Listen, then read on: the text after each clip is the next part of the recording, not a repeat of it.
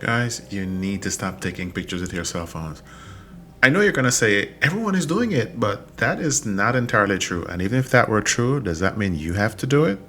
Here's why you need to stop taking pictures with your cell phone and get a decent camera.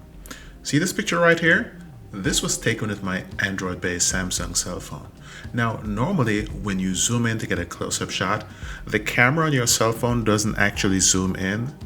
When you zoom in on a certain subject, what your cell phone camera actually does is cut off the rest of the image and then make what is left bigger. If the subject is close to your cell phone, it may not look too bad. But if you want to take a picture of something that's not so close, like this house in the background, look what happens. But technical limitations apart, have you seen the price of a decent cell phone recently? It's crazy. And of course, how many persons do you know who have dropped their cell phone in a sink, on the ground, or in a river, and usually while taking pictures? Then you have the issue of pictures and videos using up all the space on your phone and your phone no longer working right. Okay, I have to admit, unlike iPhones, Android-based phones like my Samsung accept memory cards, so you can put the pictures there. But if your free Google storage gets filled up, you keep getting these annoying reminders that you are out of space.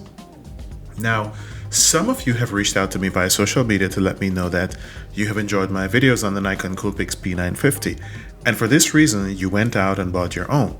However, others have said that the P950 is overkill for them and they just need to take some good pictures to share on social media or save in a digital photo frame.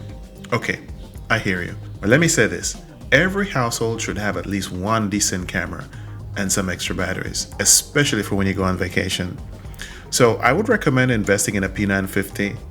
Now, you don't have to get all the accessories I have, just the basic camera for $799.95. That should be enough. However, if you think that's still too much, here are some other options. We'll start off with the Coolpix A1000 from Nikon. This camera is just over $300 less than the P950, but still has many of the features like a large articulating screen and a built-in flash. It is also relatively thin, which makes it easy to drop inside a handbag, a purse, or a pocket. The A1000 has been hard to find recently, but as of the making of this video, I was able to find a few on Amazon. Because of how compact and capable this camera is, it is very popular, and stocks dwindled rapidly during the pandemic when manufacturing slowed down.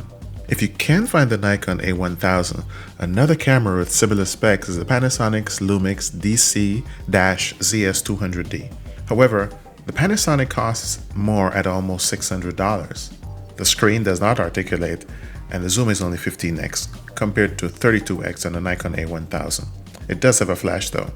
However, if you want a thin camera with some top-notch features, then the Sony CyberShot DSC-RX100 might be the camera for you. It has a flash and the screen doesn't articulate like the Nikon A1000, but it can be tilted up for selfies. This camera is going to come with a heavy price tag though at $1,298. If flat cameras are not your thing, especially at that hefty price, then you may want to go for the Nikon Coolpix B600 or the B500. These cameras are like the younger brothers to the P950, so they are smaller and missing some of the features that the P950 and the A1000 have. However, they have all the basic tools that you will ever need. The B600 has a 60x optical zoom and sells for $329.95, while the B500 has a 40x optical zoom and sells for $349.95. The B500 also comes in 3 different colors. At the time of doing this video though, these two cameras were hard to find and only a few could be found on Amazon.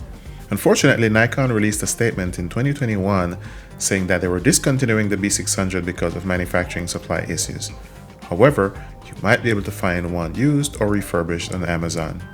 If you can't find any of these two cameras, then a good alternative would be the Panasonic Lumix DMC-FC300. At $447.99, this camera fills the void left by the B500 and B600 while giving a few P950 features like a hot shoe and articulating screen, a built-in flash, and the ability to add screw-in filters. The zoom is not that great though, only 24x, but it takes good pictures. If all those fancy features are not that important to you but you want some serious zoom, then you might want to consider the Kodak PixPro AZ901. The AZ901 has a 90x zoom, which is slightly higher than the Nikon P950, and it has a built-in flash and articulating screen. At $499, this is real value for money. At this price though, don't expect it to have some key features of the cameras that cost more. For example, it will record video at 1080p but not at 4K. If your budget doesn't go as high as $499, then you might want to look at the Kodak AZ528, which goes for between $210 and $250 with an impressive 52x optical zoom. At this price, you can't expect a whole lot, so the screen doesn't articulate and you can't record 4K video. It does have a built-in flash though. If you still need a more cost-effective option, then the Kodak AZ252 is for you. It costs only $149, has a 25x zoom, and is available in 3 different colors. Unfortunately, the AZ252 is the only camera on this list that does not have Wi-Fi. This is a very useful feature that allows you to take a picture, send it to your phone, and from there you can post it immediately to social media. So that's something to bear in mind. All of the cameras on this list come with a shoulder strap, which allows you to hang the camera around your neck, because the last thing you want is for someone to accidentally knock your camera out of your hand and into the water.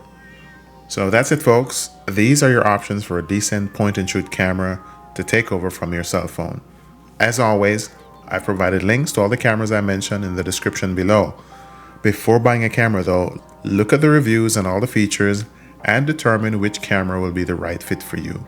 Also, if you have any questions or need any help deciding, feel free to drop a question below and I'll try to answer to the best of my abilities. Ciao.